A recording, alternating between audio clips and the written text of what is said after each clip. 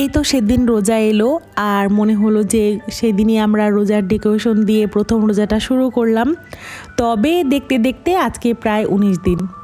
আসসালামু আলাইকুম, কি অবস্থা সবার? আশা করি সবাই অনেক ভালো আছেন। এই তো নতুন আরেকটি ব্লগ নিয়ে চলে এসেছি। সেদিন সারাটা দিন বেশ ভালোই ছিল, তবে ইফতারের আগ মুহূর্তে হুট করে আমার গ্যাস চলে যায়। রোজার মাস, ইফতারের আগ মুহূর্তে এমন একটা সময় যে গ্যাস আনার কোনো উপায়ও ছিল না। আমি প্রথমে রাইস কুকারে একটু ভাত বসিয়ে দিই, আর তারপরে এখানে লাল শাক সিদ্ধ করতে দিয়েছিলাম। তো সিদ্ধ করে তারপরে আবার ভাবলাম যে শাকটাকে তেলে দিয়ে দেই। প্ল্যান ছিল ওই দিন আমি মাছ রান্না করব, তবে গ্যাসের প্রবলেমের কারণে আমার প্ল্যান চেঞ্জ হয়। তখন আমি একটু আলু আর ডিম একসঙ্গে সিদ্ধ করে রাখি। মাঝে মাঝে দেখা যেত যে বাসায় কোনো তরকারি না থাকলে আম্মু হুট করে আলু আর ডিমের এই রেসিপিটা করতো, আমার ভীষণ পছন্দ। ডিমগুলোকে সিদ্ধ করে তারপরে আলু দিয়ে একদম চিকেনের মতো করে রান্না করে একটু ঝোল ঝোল করে, আমার বেশ মজা লাগে এই রেসিপিটা। অনেক দিন যাবত আমারও করার ইচ্ছা ছিল, কিন্তু করা হচ্ছিল না। আজকে বেশ ভালোই হলো। তো গ্যাস নাই, এই অজুহাতে আসলে এই রেসিপিটা আমি তাড়াহুড়ো করে করতে পারলাম।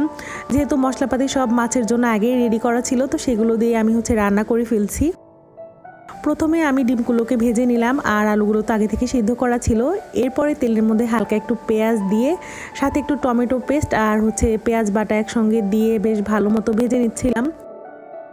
এখন যেহেতু রমজান মাস, আর আমি ইদানিং গুঁড়া মরিচটা খুবই কম খাই, মানে শুকনো মরিচের গুঁড়া, যেটা একটু গ্যাসের প্রবলেম হয় রোজার টাইম যেহেতু।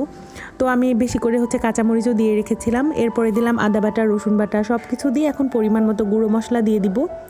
1 টেবিল চামচ হলুদ গুঁড়া, 1 টেবিল চামচ ধনিয়া গুঁড়া, 1 টেবিল চামচ জিরা গুঁড়া আর পরিমাণ মতো লবণ দিয়ে আমি সুন্দর মতো কষিয়ে নিচ্ছিলাম। আসলে এই রান্নাটার ক্ষেত্রে যেহেতু দেখা যাচ্ছে ডিমটা আগে থেকে সিদ্ধ করা, আবার আলুটাও সিদ্ধ করা, তো মশলাটা আসলে খুব ভালো করে কষিয়ে নেওয়া জরুরি।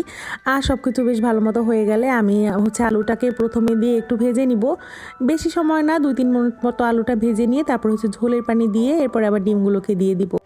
ডিম যেহেতু দেখা যায় যে সবসময় অ্যাভেলেবেল থাকে, খুবই সহজলভ্য একটা জিনিস। তো হুটহাট দেখা যায় যে কোনো তরকারি রান্না করতে সময় বেশি লাগলে তখন এটা তাড়াতাড়ি করে নেওয়া যায়। আর এই তো তারপর এখানে আমি মিষ্টি কুমড়া ভাজি করে নিচ্ছিলাম।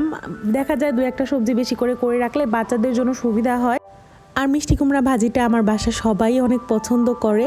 তো যাই হোক, এইভাবে আমার সেহরির জন্য রান্নাবান্না শেষ হয়, আর এদিকে বাহির থেকে ইফতারগুলো আনা হয়।